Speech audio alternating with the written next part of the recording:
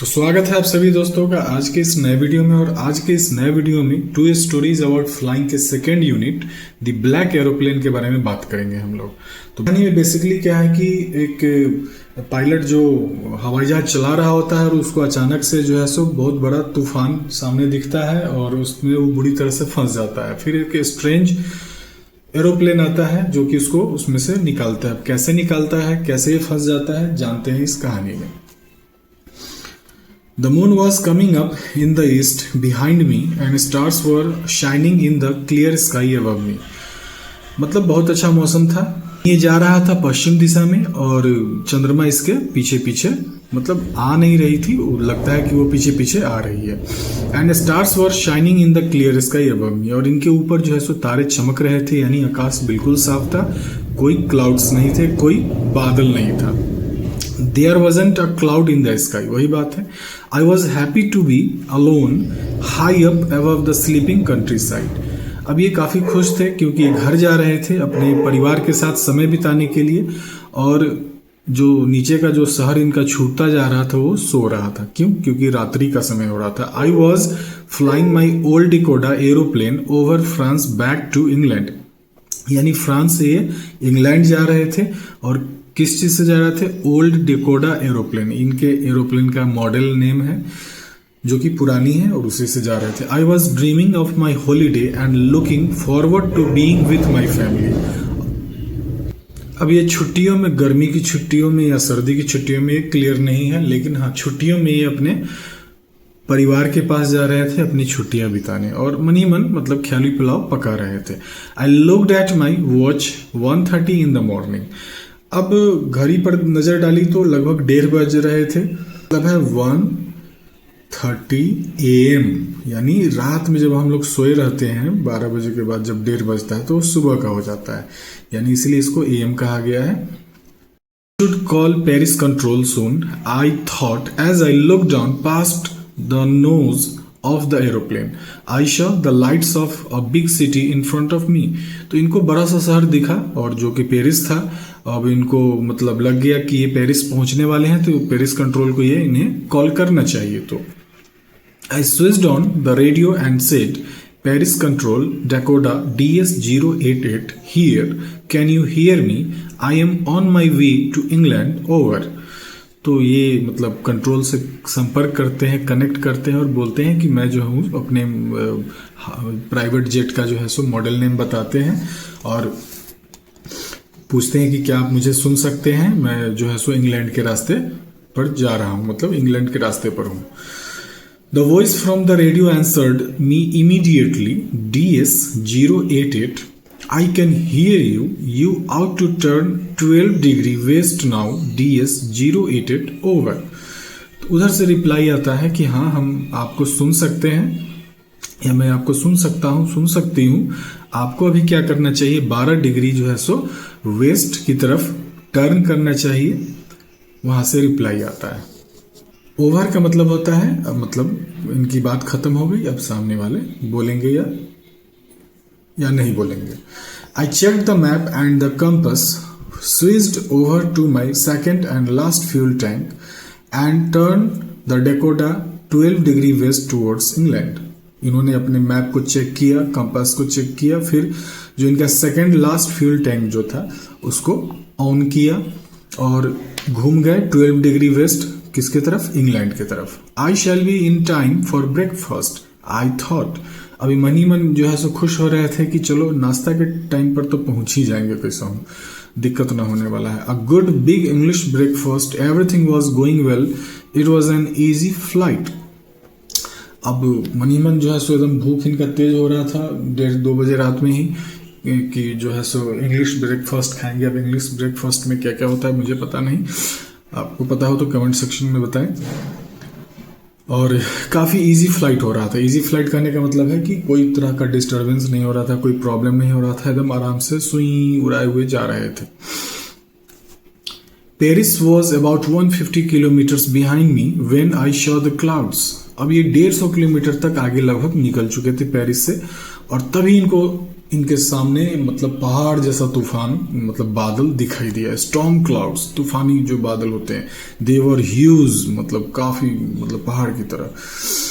They looked like black mountains standing in front of me across the sky. वो एकदम विशालकाय पहाड़ की तरह जो है सो इनको सामने से दिख रहे थे। I knew I could not fly up and over them. अब इनको ये पता था कि इतना भयानक वाला तूफान है, इतना बड़ा बादल है कि इसके ऊपर से मैं नहीं जा सकता। And I did not have enough fuel to fly around them to the north और साउथ। और इतना भी तेल इनके पास नहीं है, मतलब इनके जेट के पास तेल नहीं है कि ये जो मान लीजिए कि ये जो है सो क्लाउड है, इसके चारों ओर घूम करके या इधर से नहीं जा सकता। I ought to go back Paris. अब इनके मन में एक बार ख्याल आया कि काहे ना हम लौट ही जाते हैं, छोड़ते हैं नाश्ता वास्ता का चक्कर, जो है सो फिर कल सवेरे निकला जाएगा। I thought but I wanted to get home, I wanted that breakfast. लेकिन इनको मेन्यू पहले ही मिल गया था कि नाश्ता में ये सब चीज़ रखा हुआ है, तो ये किसी भी कीमत पर नाश्ता को छोड़ने वाले नहीं थे और ये तूफान से भी लड़ने के लिए तैयार थे। I shall take the risk, I thought, and flew that old Dakota straight into the storm. और ये मन ही मन भीष्म प्रतिज्ञा करते हैं कि मैं रिस्क लूंगा, जोखिम उठाऊंगा। ये अपने सर पर जो है सो कफन बांधते हैं, मतलब वैसे ही रिस्क लेते हैं और flew that old Dakota straight into the storm. और सीधे सीधे जो है सो तूफान में सुई घुस जाते हैं, क्योंकि नाश्ता करने का सवाल रहता है। Inside the clouds everything was suddenly black. It was impossible to see anything outside the aeroplane. अब जैसे ही ये तूफान में इंटर करते हैं, सब चीज काला ही काला हो जाता है, अंधेरा ही अंधेरा, कुछ इनको दिखाई नहीं देता। The old aeroplane jumped and twisted in the air. अब इनका जो एरोप्लेन था वो जंप करने लगा, ट्विस्ट करने लगा। आई लुक्ड एट कंपस पर नजर डाला। बिलीव माई आईज, इन्हें अपनी आंखों पे भरोसा नहीं हो रहा था। The compass was turning round and round and round. अब कंपस जो था वो घिरनी बन चुका था, मतलब पूरी तरह से जो है सदम स्पिन कर रहा था। इट वॉज डेड, मर चुका था, मतलब खराब हो चुका था। इट वुड नॉट वर्क, काम ही नहीं कर रहा था। The other instruments were suddenly dead too. I tried the radio. और दूसरे जो भी मतलब डिवाइसेस जो भी थे इनके, वो भी डेड हो गए, मतलब आउट ऑफ, मतलब काम ही नहीं कर रहे थे। Paris control can you hear मी। अब ये चिल्ला रहे थे, मतलब रेडियो पर कोशिश कर रहे थे कि पेरिस कंट्रोल से कोई मदद आए, कोई सुने, कोई बताए। तूफान में घुसने से पहले इनको नहीं पता था, लेकिन घुस गया, तब क्या करें। Can you hear me.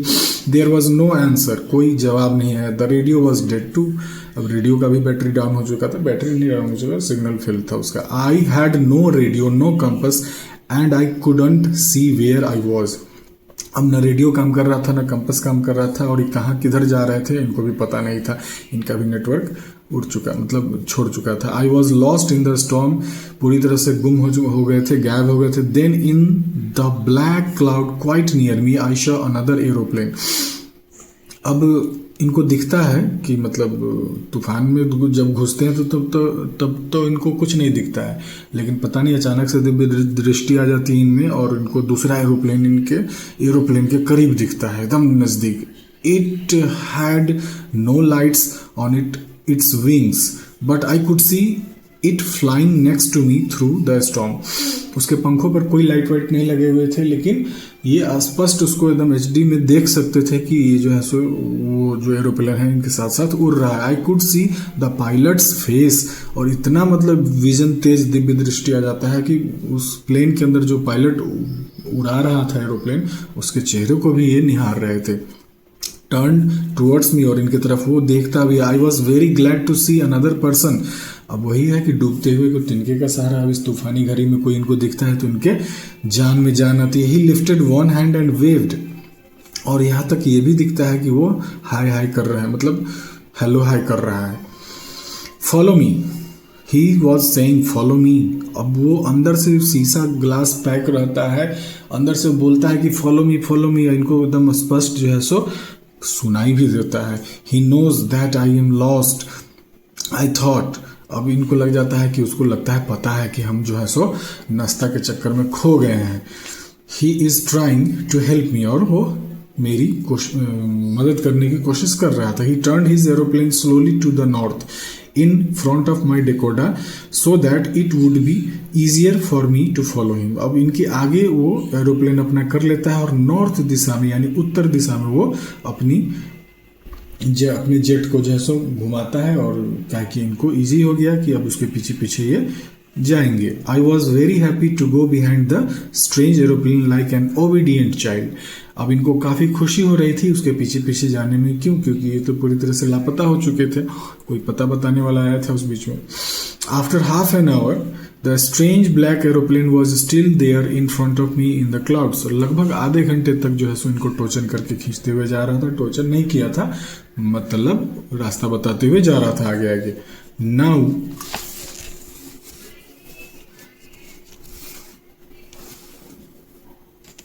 there was only enough fuel in Dakota's last tank to fly for 5 or 10 minutes more। अब इनके इंजन में, मतलब इनके जेट के इंजन में इतनी ही तेल बची हुई थी जो कि ये 5 या 10 मिनट मुश्किल से चला रहे थे। रिजर्व लग चुका था, मतलब चला सकते थे। I was starting to feel frightened again. अब फिर से इनका जो है सो हालत खराब होने लगा कि अब क्या होगा। But then he started to go down and followed through the storm. और लेकिन तभी क्या हुआ कि वो जो इनके सामने वाला जो पायलट था वो धीरे धीरे नीचे की तरफ जाने लगा और ये भी उसके नीचे नीचे जाने लगे।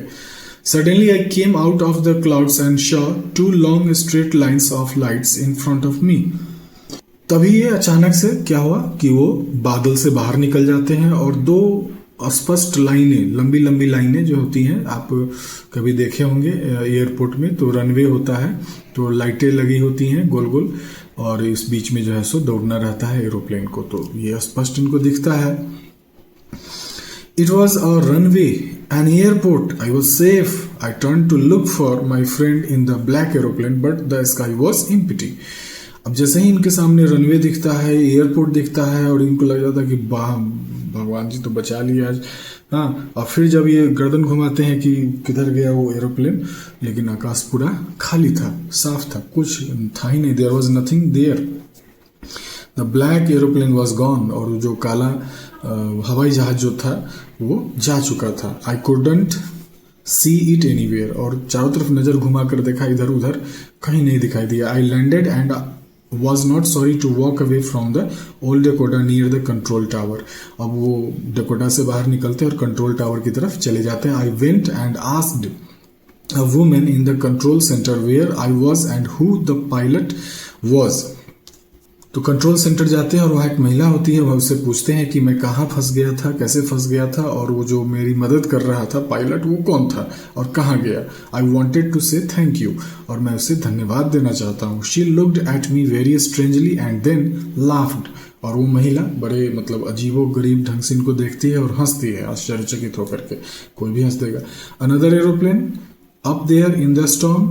वो भी आश्चर्यचकित होकर पूछती है, दूसरा एरोप्लेन इस तूफान में। No other aeroplanes were flying tonight. Yours was the only one I could see on the radar. Radar क्या होता है कि वो आइडेंटिफाई करता है, कोई भी जब उसके आसपास से जो भी हेलीकॉप्टर हवाई जहाज गुजरेंगे तो उनको अपनी पहचान बतानी होती है।